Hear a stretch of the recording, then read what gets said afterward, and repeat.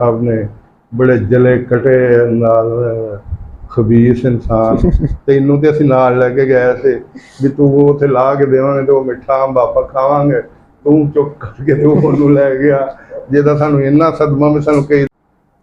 السلام علیکم ناظرین، میں ہوں آپ کا میزبان محمد حارث اور آپ دیکھ رہے ہیں چینل نقطہ نظر۔ ناظرین، آج بھی ہمارے ساتھ ایک ایسی شخصیت موجود ہے جو شاید کسی تعارف کے محتاج نہیں۔ تحصیل جہانیہ کے ساتھ ساتھ ضلع خانیوال بھی اپنی ایک پہچان رکھتے ہیں۔ پیشے کے لحاظ سے وہ ایک استاد بھی ہیں، ادیب بھی ہیں۔ اس کے ساتھ ہی ساتھ میں آپ کو بتاتا چلوں کہ وہ ایک 3 سے 4 کتابوں کے مصنف بھی ہیں۔ آپ کو بتاتا چلوں کہ جہانیہ کے باسیوں کے اوپر ان کا ایک احسان بھی ہے، کیونکہ جہانیہ کی جتنی تاریخ انہوں نے ریسرچ کی، انہوں نے اس کا مطالعہ کیا اور چھان بین کر کے اس کو ایک کتاب کی شکل میں جہانیہ کے باسیوں کو تحفہ کیا۔ تو آئیے ہم ان سے ملاقات کرتے ہیں اور ان سے کچھ گفتگو کرتے ہیں۔ السلام علیکم سر، کیسے ہیں آپ؟ ٹھیک اللہ کا فضل ہے، آپ سنائیں جی۔ سر جی، آپ کے ٹائم کا بہت بہت شکریہ کہ آپ نے اپنی مصروفیات میں سے وقت نکال کر ہمیں ٹائم دیا۔ آپ کا بھی بہت بہت شکریہ کہ بہت آپ شکریہ نے سر۔ مجھ جیسے عاجز سے انسان کو موقع دیا کہ میں اپنا معافی ضمیر بیان کر سکوں۔ بہت شکریہ سر۔ آپ کا جو سوال ہے اس کے حوالے سے عرض یہ ہے کہ کرکٹ میں ایک ٹرائی بال ہوتی ہے۔ میں نے جہانیہ کا والا خاندان جب لکھی تو یوں سمجھا کہ وہ ایک ٹرائی بال تھی، کیونکہ وہ ہمارے گاؤں کے رہنے والے تھے۔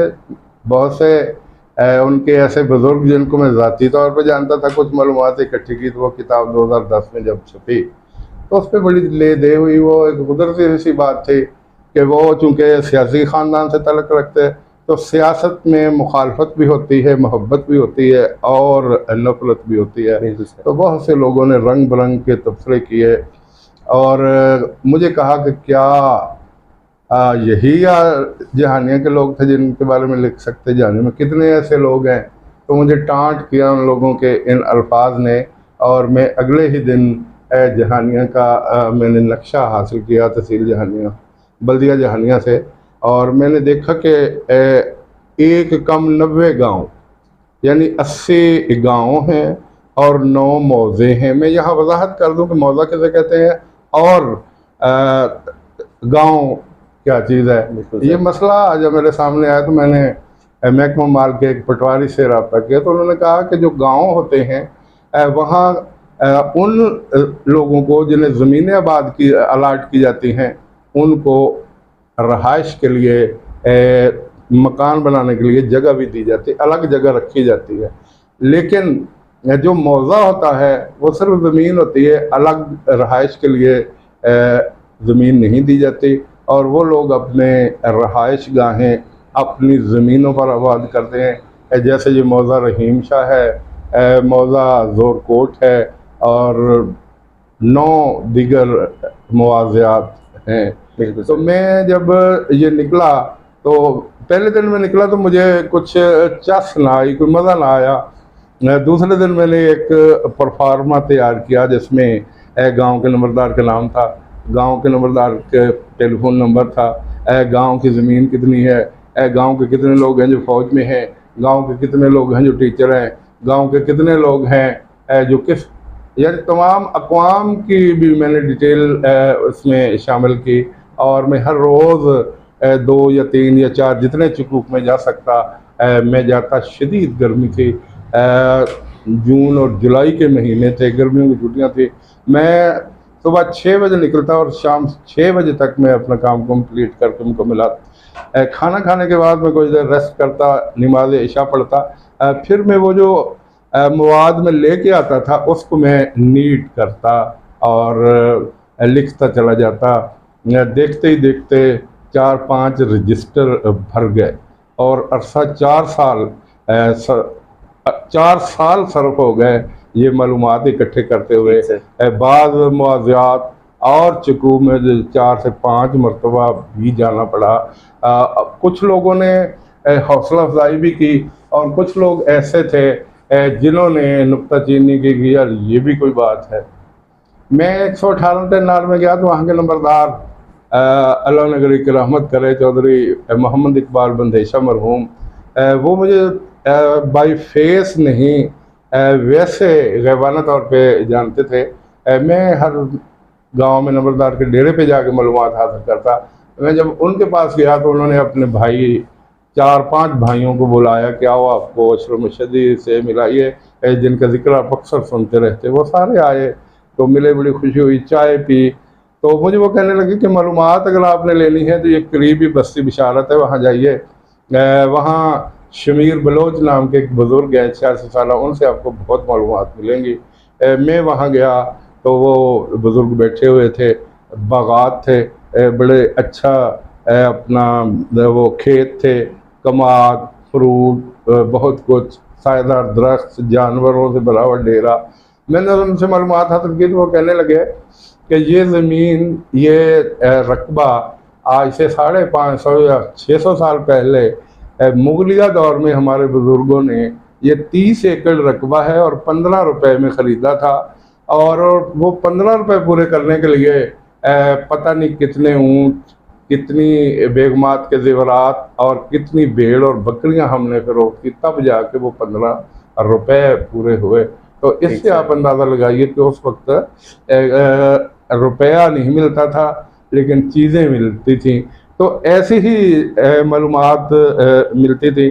ایک جگہ پہ میں گیا 128 ٹنار, وہاں 129 میں ہمارے سابقہ ہیڈ ماسٹر مار احمد یار سیال رہا کرتے تھے. 128 ٹنار کے نمبردار چودھری نصر اللہ وڑیچ مرحوم.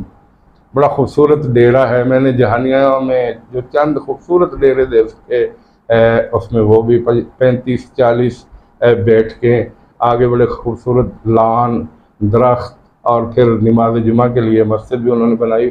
جمعہ کا دن تھا اور جمعہ کے بعد لوگ آئے. میں ان سے معلومات لے رہا تھا تو انہوں نے میری ساری بات سنی اور پھر ایک کہا لگا کے کہنے لگے آپ کو کوئی اور کام نہیں ہے؟ میں نے کہا سر خیر تو ہے.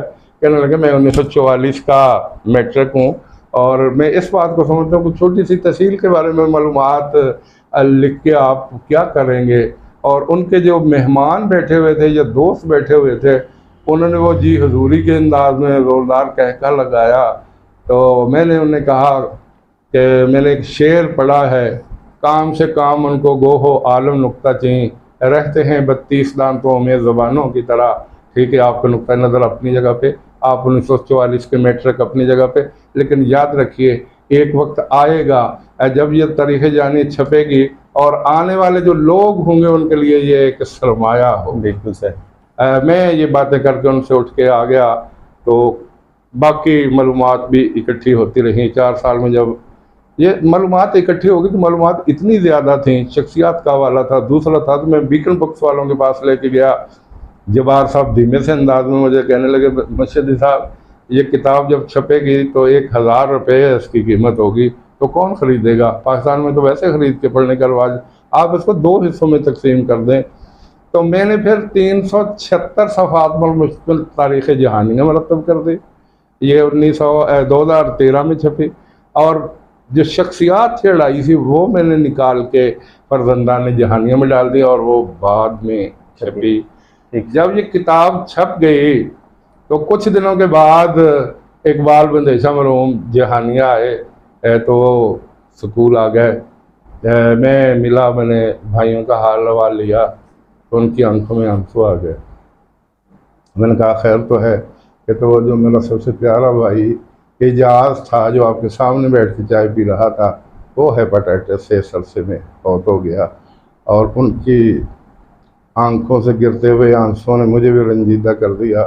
پھر وہ جب کتاب میں نے ان کو گفٹ کی تو وہ بہت خوش ہوئے. اور پھر ایک دن میں صدر بازار جہانیہ سے گزر رہا تھا تو چودھری نصر اللہ وڑیچ مرحوم, ان کے بیٹے ڈاکٹر ممتاز احمد ضلع کونسل کے ممبر بھی منتخب ہوتے رہے اور یہ لمبی چوڑی وڑیچ برادری ساری انہیں کی ہے. تو پیچھے سے میرے کندھے پہ ایک تھپکی دی کسی شخص نے. میں نے دیکھا تو وہ نصر اللہ وڑیچ مرحوم تھے. بیٹا آپ اس وقت صحیح کہتے تھے. اب میں نے کتاب دیکھی ہے تو مجھے اندازہ ہوا کہ واقعی آپ نے ایک ایسا کام کیا کہ جو آنے والے لوگوں کے لیے بہت کچھ ہوگا. آپ کا سوال کہ اس میں کوئی چیز ایسی رہ گئی تو 2-3 چیزیں رہ گئیں. سب سے بڑی چیز جب میں نے کام شروع کیا تو میں نے بول دیا جہانیہ سے جہانیہ کا نقشہ حاصل کیا اور وہ میں نے سنبھال کے رکھا. جب کتاب قریب آئی تو مجھے یاد نہیں رہا اور جہانیہ کا جو چکو کا نقشہ ہے وہ اس میں شامل نہیں. ایک نمبر 2 یہ ہمارے قریب جو کالا پانی ہے اس کا ذکر نہیں ہے. نمبر 3 میں 131 ٹنار میں گیا تو وہاں ایک کنواں ہے جو بہت پرانا ہے جو ہوا کے ذریعے چلتا تھا اور آج سے عرصہ قبل کسی نے فرانس سے ٹیکنالوجی لا کے یہ سلسلہ شروع کیا. پھر جب وہ چلا تو پھر ہوا چل رہی تھی وہ رک نہیں رہا تھا تو انہوں نے توڑ دیا اور وہ آج میں ان کا ذکر نہیں کر سکا اور اس کے حوالے سے بہت سے سوالات ہوئے.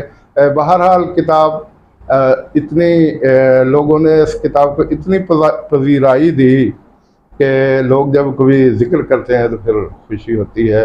اور جب اس کی تقریب رونمائی الغزالی ڈگری کالج جہانیہ میں ہوئی تو وہاں بہت سے لوگ آئے ہوئے تھے, بہت سے نوجوان تھے اور میں آج بھی جب وہ تصور ذہن میں لاتا ہوں میری آنکھیں بھیگ جاتی ہیں. کہاں شلوشا اور کہاں اتنا جہانیہ کے لوگ اور ان کا پیار اور محبت. تو یہ اس محنت کا ہلکا سا صلہ تھا جو میں نے 4 سالوں میں اہل جہانیہ کے لیے کیا. اہل جہانیہ سے مجھے محبت ہے, جہانیہ کی دھرتی سے مجھے محبت ہے اور جہانیہ کی دھرتی پر یہ میرا پہلا سجدہ سہو تھا. اور اس کے بعد کوئی دن ایسا نہیں جاتا جب میں جہانیہ کی کسی شخصیت کے بارے میں یا جہانیہ کے کسی علاقے کے بارے میں یا جہانیہ کے کسی واقعہ کا ذکر اپنی فیس بک پہ یا اپنے یوٹیوب چینل پر نہ کروں. ایک دن ایک پڑھی لکھی خاتون مجھ سے انہوں نے کتاب پبلک سروس کا امتحان دینے کے لیے کتاب طلب کی تو میں نے وہ کتاب دے دی. جب کتاب اس نے امتحان دیا تو بعد میں جب مجھے فون کیا کہ اس میں سے پہلا ہی سوال مجھ سے انہوں نے کیا کہ جہانیہ سے وہ کون سے شخص تھے جو ہوم سیکرٹری بھی رہے. تو فرزندان جہانیہ میں ذکر تھا حفیظ رنداوا کا. میں نے کہا تو وہ کہنے لگے کہ ٹھیک ہے. تو میں کچھ ردم میں آ کے کچھ اعتماد میں آ کے میرا انٹرویو اچھا ہوا اور میں وہ امتحان پاس کر گئی. اور اس کے بعد وہ اپنے ایک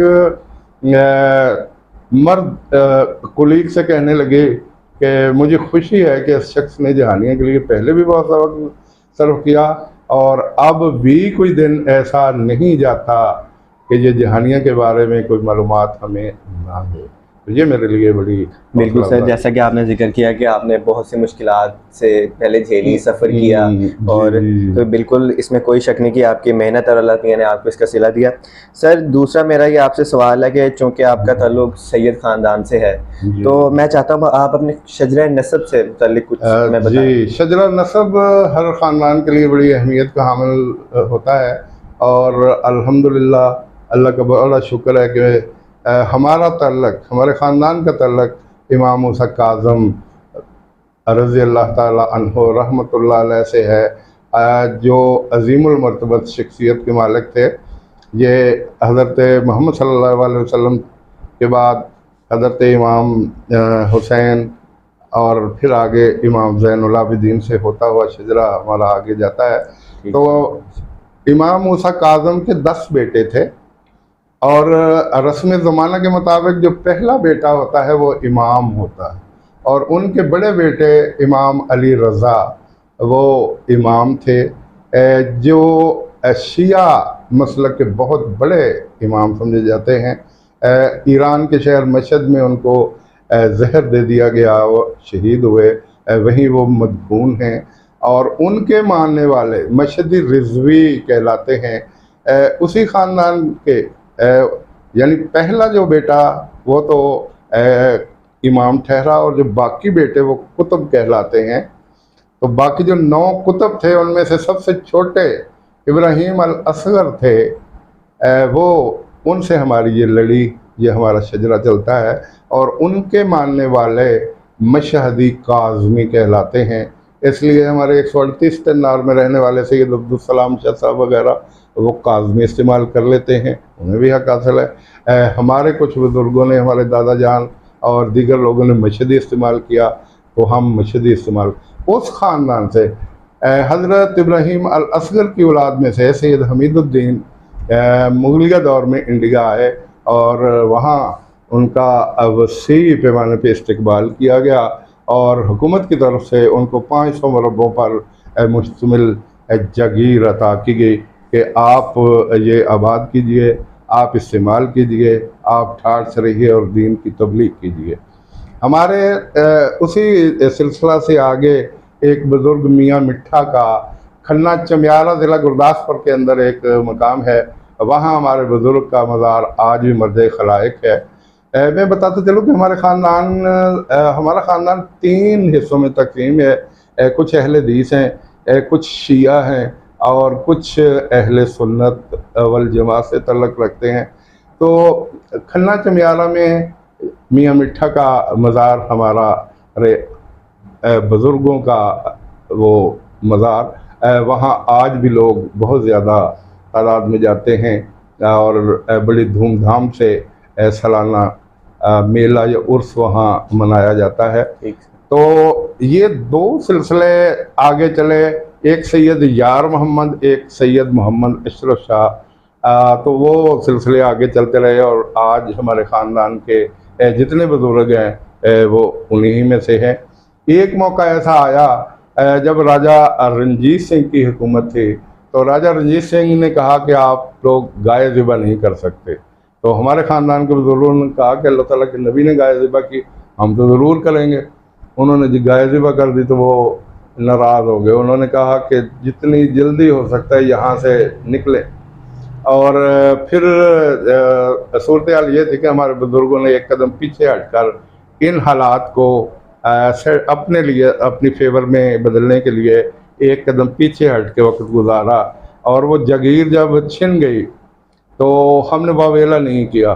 ہمارے خاندان کے لوگ ویسے بھی اس مزار کی کمائی نہیں کھاتے تھے، یا حکمت کرتے تھے یا پھر ٹیچری سے وابستہ سے۔ میرے اپنے پردادا جان وہ اسکول ٹیچر تھے، سید محمد اصغر شاہ صاحب، جو فارسی کے بہت بڑے عالم دین تھے، اور بیاض کبیر یہ حکمت کی کتاب ہے، اس کو وہ یوں چٹکیوں میں ترجمہ کرتے تھے کہ حکماء حضرات بھی حیران رہ جاتے تھے۔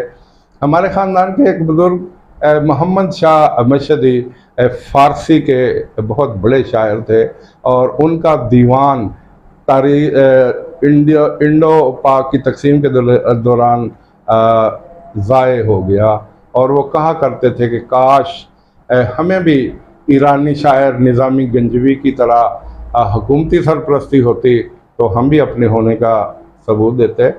ان کا صرف ایک شعر سید ابراہیم شاہ صاحب جو میرے چچا تھے اور سید اسحاق شاہ صاحب کے والد تھے، انہوں نے میں ایک شعر مجھے سنایا جو مجھے آج بھی یاد ہے۔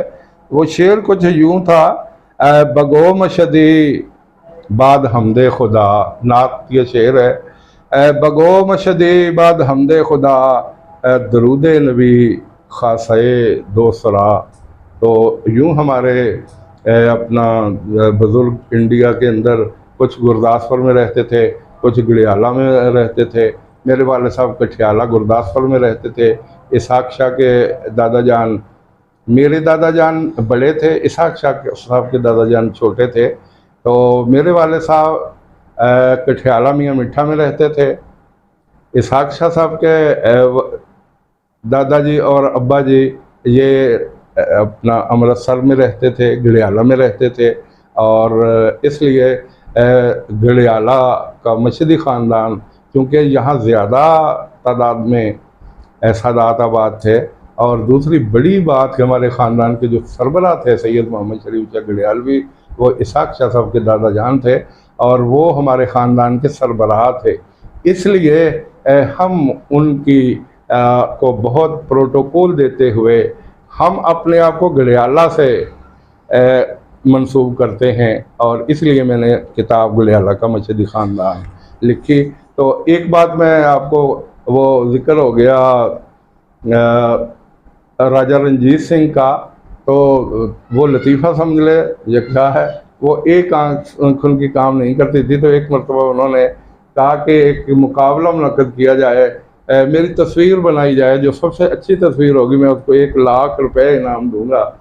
تو بہت سے لوگوں نے کوشش کی، تو ایک مصور نے تصویر بنائی، اور خاکہ ذہن میں آیا کہ جب کمان چلائی جاتی ہے تو ایک آنکھ بند کر لی جاتی ہے، تو وہ آنکھ جو ان کی کام نہیں کرتی تھی وہ یوں کر کے انہوں نے وہ تیر کمان سیٹ کیا، وہ پہلے نمبر پہ آ گئی، اور یوں اپنا وہ تقریر ان کی آنکھ جو کام نہیں کرتی تھی اس کا بھرم بھی رہ گیا اور وہ تصویر بھی پہلے نمبر پہ آ گئی۔ ٹھیک سر، وقت کی قلت کی وجہ سے میں چاہوں گا اگلا سوال آپ مختصر وقت میں مجھے اس کا جواب دیں۔ سر، نوجوانوں کے اندر اردو ادب سے وہ لگاؤ نہیں ہے جو کہ ایک ہونا چاہیے، جو کہ وقت کی ضرورت ہے، جو کہ آپ کا بھی بہت اردو ادب سے بہت زیادہ گہرا تعلق ہے، جس طرح کہ ہم نے شروع میں آپ سے ذکر بھی سنا کہ آپ نے کیسے تغودو کر کے اور اپنا فاصلہ طے کر کے سفر کر کے گرمی سردی کی شدت کو بلا کر سفر کیا۔ سر، کیا وجہ ہے کہ نوجوانوں کے اندر یہ چیز نہیں ہے، یہ چیز پیدا نہیں ہو رہی؟ بیٹا صورت یہ ہے کہ ادب کہتے ہیں ادب تفسیر حیات اور تطہیر حیات ہے۔ ادب تفسیر حیات اور تطہیر حیات ہے۔ ٹھیک سر۔ ایک تو تنقید، ادبی تنقید ہوتی ہے کہ یہ غزل اچھی ہے تو کیوں ہے، اور اگر اچھی نہیں ہے تو پھر اس کی کیا وجوہات ہے، یہ ہے ادبی تنقید۔ اور ایک تنقید ویسے جو ہم ایک دوسرے پہ کرتے رہتے ہیں۔ اردو ادب خاصا ایک تو یہ لشکری زبان ہے، اس میں انگریزی کے لفظ موجود ہے، اس میں فارسی کے موجود ہے، اس میں سنسکرت کے موجود ہیں۔ میں الحمدللہ وہ گونگلوں سے مٹی جھاڑنے والی بات ہے، اساتذہ سے میں نے بہت کچھ حاصل کیا۔ جب میں خود عرصہ دراز سے بڑی کلاسز کو پڑھا رہا ہوں تو اردو اتنی مشکل ہے کہ میں ہر روز، ابن خلدون کا قول تھا کہ جو اچھا استاد بننا چاہے اسے چاہیے کہ ہر روز بچے کو نئے کنویں کا پانی پلائے، تو وہ اسی صورت ہو سکتا ہے کہ آپ ہر روز پڑھ کے جائیں۔ تو مجھے دقت پیش آتی ہے، میں ڈکشنری استعمال کرتا ہوں، میں اپنے سینئر سے پوچھ لیا کرتا ہوں، تو یہ مشکل کام ہے۔ دوسرا جو شاعری ہے، اگر شاعری اتنی مشکل ہوتا، آسان ہوتی تو ہر کوئی شاعر ہوتا۔ ایک میرا اپنا ہی شعر ہے، کام مشکل ہے شاعری اشرف، کام مشکل ہے شاعری اشرف، یہ حقیقت کبھی خفا نہ کرے۔ ایک ہوتا ہے لفظ خفا، خفا کا مطلب ہوتا ہے ناراض، اور خفا زیر لگانے سے اس کا مطلب ہوتا ہے چھپانا، یعنی اس حقیقت کو نہ چھپائیں کہ شاعری مشکل کام ہے۔ میں نے خود بہت کوشش کی۔ میں پروفیسر لطیف ساحل، جب میں ڈگری کالج میں گیا تو وہ خواب جزیرہ دل انہوں نے ان کی کتاب میدان میں آئی، وہ ہمیں اردو پڑھایا کرتے تھے، تو میں ان سے متاثر ہو کے میں نے شاعری شروع کی۔ تو کچھ عرصہ کے بعد مجھے محسوس ہوا کہ میں اس میدان میں نہیں چل سکتا۔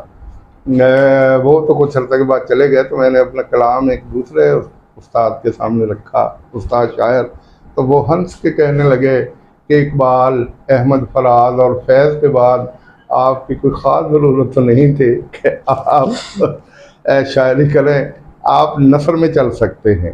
تو پھر آپ نثر کی بات کریں۔ میں نے ایک مرتبہ اپنی طرف سے افسانہ لکھا، شارٹ سٹوری جس کو کہتے ہیں۔ افسانہ ایک ایسی تحریر ہوتی ہے جو خود ساختہ ہوتی ہے، لیکن اس کے اپنے ہونے کا گمان اس میں ہونا چاہیے اور وہ ایک نشست میں پڑھ لی جائے۔ میں نے اپنی طرف سے ایک افسانہ لکھا اور ہلکا ارباب ذوق خانوال وہاں میں جایا کرتا تھا، پروفیسر لطیف ساحل کی انگلی پکڑ کے میں پہلی مرتبہ وہاں گیا، تو انہوں نے میری بہت حوصلہ افزائی۔ وہاں میں نے وہ افسانہ پڑھا تو کچھ احباب نے کہا کہ یہ افسانہ نہیں، یہ کہانی ہے، اور آپ بہتر ہیں کہ رہنے دیں۔ اور آج میرا بیٹا اسد، وہ ماشاءاللہ 32 ایسے رائٹنگ میں اس نے 32 شیلڈیں حاصل کی ہیں یونیورسٹی بھر کے جو مقابلے ہوتے ہیں پاکستان بھر میں، اس میں۔ تو وہ کہتے ہیں میں ہلکا ارباب ذوق خانوال فیصل آباد کے اجلاس میں گیا تو مجھے کچھ شعراء نے کہا کہ آپ وہاں نہ جائیں۔ میں نے کہا کیوں؟ کہتے وہاں بابے بیٹھے ہوئے ہیں اور جاتے ایسے پاؤں کھیلتے ہیں کہ پھر دوبارہ جانے کا دل نہیں چاہتا۔ میں نے کہا نہیں، آپ نے ضرور جانا، اور جب وہ آپ کو دبائیں تو آپ خوش ہوں اور پھر ان سے کچھ حاصل کرنے کی کوشش کریں، اور اس کے بعد اس نے جانا شروع کر دیا۔ تو چونکہ یہ کافی مشکل ہے میدان، اس لیے نوجوانوں کے پاس ایک تو وقت بڑا کم ہوتا ہے۔ والدین کی خواہش ہوتی ہے کہ میرا بچہ ڈاکٹر ہو، اور ڈاکٹر ہو یا انجینئر ہو، तो सुबह से लेकर शाम तक वो स्कूल और अकेडमियों में चक्कर लगाता रहता है, इसलिए उसके पास वक्त ही नहीं होता कि वो अदब को भी टाइम दे सके। ठीक सर। सर लास्ट मेरा क्वेश्चन है जो मैं चाहता हूँ कि आप मुझे उसका 2 से 3 मिनट के अंदर जवाब दें। सर आपकी ज़िंदगी का कोई एक ऐसा वाक़या जो आप हमारे नाज़रीन के साथ शेयर करना चाहें। जब इसहाक शाह और इनके छोटे भाई तारक शाह, ये मेरे लंगोटिए भी हैं और बहुत अच्छे दोस्त हैं, चचाजाद भी हैं, और मेरी फ्रैंकनेस भी इनसे बहुत ज़्यादा है। जब छोटे छोटे थे तो मैंने देखा कि मेरे वाले साहब अलग कैटल फार्म से कुछ ज़मीन हिस्से पे लेके काश्त किया करते थे, और इसहाक शाह साहब के वालिद स्कूल में टीचिंग करते थे, और इन्होंने भैंसें और गायें रखी हुई थी। हमारी भी गायें भी थीं, भैंसें भी थी, गुड़ भी होता था, बाकी फसलात भी। तो अब्बा जी चचा जान मोहम्मद इब्राहिम शाह साहब जो इसहाक शाह साहब के वालिद थे, उनके बहुत ख्याल रखते थे, उनके कज़न थे आपस में, दोनों का नाम भी एक ही था। एक भाई ने इब्राहिम रख लिया तो दूसरे ने भी इब्राहिम रख लिया, इसलिए बाद लोग कंफ्यूज हो जाते हैं। मुझे इब्राहिम शाह साहब का बेटा समझ लिया जाता है जो स्कूल टीचर थे, और बाद दफ़ा मुझे वजाहत करना पड़ती कि नहीं, मैं वो 102 टेनार में जो ज़मींदारा किए करते थे, मैं उनका बेटा हूँ। तो अब्बा जी का एक मामूल था कि वो जब हमारी ताज़ा भैंस कोई वो दूध देना शुरू करती, तो कुछ दिनों के बाद वो दूध वहाँ भेजा करते थे, और चचा जान की जो रूटीन थी कि वो भी जवाबन ऐसा ही करते थे, या और कोई ना कोई चीज़ भेज। मैं एक दिन वो दूध लेके आया तो इसहाक शाह साहब चूँकि जफराबाद में रहते हैं, और इनके घर की पिछली तरफ कैप्टन अख्तर वाला के साथ कोठी जो जफरुल्लाह वाला की हुआ करती थी, वो उनके दामाद होने के नाते वहाँ, तो पीछे आमों का वसी बाग है। वो जब वो जो बेखर होते हैं, ठेकेदार होते हैं, वो कुछ अर्सा वहाँ अपनी कमाई करके जब अपना काम समेट के चले जाते हैं, तो कुछ न कुछ आम फिर भी बच जाते हैं, जो बाद में कुछ लोगों को, बच्चों को नज़र आते हैं, तो वो किसी न किसी तरह उतार के खाते हैं। मैं घर में बैठ गया तो मुझे हमारी चची ने वो खाना दिया, सुबह का नाश्ता मैं कर रहा था, तो इसहाक और तारक शाह साहब, उनके छोटे भाई, वो दोनों आए और मुझे कहने लगे कि अशरफ शाह तेन गल दसी। मैं कहा हाँ जी। और यार आ जो बाग उजड़िया है, तो थे ना एक बड़ा सारा अंब, मेरा ख्याल भी बड़ा ही रसीला अंब है, तो असी बड़े रोड़े मारे, तो वो अपना जड़ा ना वो डिग्गा नहीं, तू ही आ। मैं क्या भावने मैं रोटी की रफ्तार तेज़ की, 2-4 लोग नाश्ता ख़त्म किया, तो मैं कहा चलो। अच्छा उस वक्त हमारी इतनी फ्रैंकनेस नहीं थी जो अब थी। मैं जब मैंने जाके पहला रोड़ा उठाया, टिका के लगाया, निशाना सही था। मैं चूँकि गुलेल चलाया करता था, वो फाख्ताएँ और दूसरी चीज़ों को गिरा लिया करता था, तो वो निशाना था। फिर मैं वो बंटे खेला करता था, मेरा वो निशाना भी ठीक। मैंने रोड़ा उठा के पहला रोड़ा चलाया तो वो आम नीचे गिर गया। मैंने वो पकड़ के अपनी बाल्टी में रख लिया, 4-5 और निशाने लाए, वो 8-10 आम। मैंने कहा अच्छा अस्सलाम वालेकुम। मैं चल दिया, वो देखते के देखते रह गए। कुछ दिन के बाद में फिर आया तो वो बड़ी बेतकल्लुफी के साथ इसहाक शाह साहब ने बड़े जले कटे अंदाज खबीस इंसान तेनों तो असी नाल लैके गए थे भी तू वो उत्थे ला के देवांगे तो मिठा अंब आपां खावांगे, तू चुप करके तो ओनू लै गया जिहदा सानू इन्ना सदमा में सानू कई दिन नींद नहीं आई अपना। तो वो अब भी कभी कभी हम बैठे तो उस आम का जिक्र ज़रूर होता है। तो ये वो वाक़या था। और भी बहुत से वाक़यात हैं। इसहाक शाह साहब के अब्बा जी जब रिटायरमेंट के बाद जहानिया उधर जफराबाद में रहा करते थे, बाकी बेटे कुछ मुल्तान चले गए, इसहाक शाह साहब इधर आ गए, तो मुरीदैन उनके पास बहुत ज़्यादा आते थे, रूहानी इलाज करते थे। तो वो मेरे अब्बा जी भी फौत हो गए, मेरी अम्मी भी फौत हो गई, तो उन्होंने अपनी औलाद के साथ साथ हमें भी अपनी औलाद समझा। बाद दफ़ा लोग आम दे जाते और चीज़ें, तो वो मुझे फ़ोन करते कि कुछ सामान आया है और वो आप इसहाक को भी दे जाएं और अपने लिए भी ले जाएं। मैं चूँकि मीठे का बड़ा शौकीन था, तो एक दिन बड़े मज़ाहिया अंदाज में मुझे कहने लगे कि वो फ़लाँ चीज़ भी आई है, फ़लाँ चीज़ भी आई, छलियाँ भी हैं, फ़लाँ भी है और लड्डू भी आए नहीं अपना। वो मुझे पता नहीं थे कि आप लड्डू शौक से बड़े खाते हैं।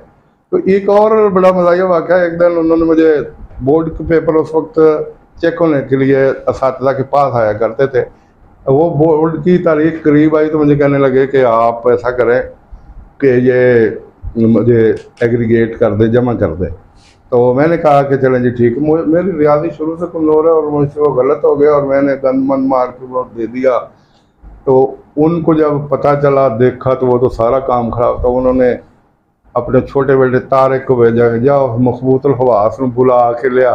मैं नहीं जाना, बेइज्जती करवाएंगे। अच्छा, वो कुछ दिनों के बाद हज करने के लिए 89 में चले गए, तो मैंने उनका गुस्सा ठंडा करने के लिए उनको बड़ी चापलूसी और खुशामदाना अंदाज में एक ख़त लिखा सऊदी अरब में। तो वो जब वापस आए तो मुझे कहने लगे कि वो आपका मकतूब खुश उसलूब मुझे मिला था। और कुछ अर्सा के बाद फिर वो गांव में आए तो उनके बगल में बोर्ड के पेपर थे, बैठक में बैठे रहे और चाय पीने के बाद जब उठे तो मैंने उठते उठते दरवाज़ा क्रॉस करने लगा। मैं बोर्ड दे पेपर ने चले गए तो वापस आ गए, मदद कराने की ज़रूरत है। तो मुझे बड़ी शर्मिंदगी भी हुई और उनकी वो शरारती अंदाज जो था वो आज भी निगाहों में है। तो ये कुछ वाक़यात थे। वाक़यात तो और भी हैं, बहरहाल वक्त की कैद के पेश नज़र मैं अपनी गुफ्तगू को समेट रहा हूँ। तो बहुत शुक्रिया सर, आपने हमें टाइम दिया। और नाज़रीन, आज का सेशन हम ख़त्म करते हैं। उम्मीद है आपको खुशी हुई होगी और आप सुनकर ज़ाहिर है इससे नॉलेज भी हासिल करेंगे। अल्लाह ताला आपको अपनी इस ज़बान में रखे। अस्सलाम वालेकुम।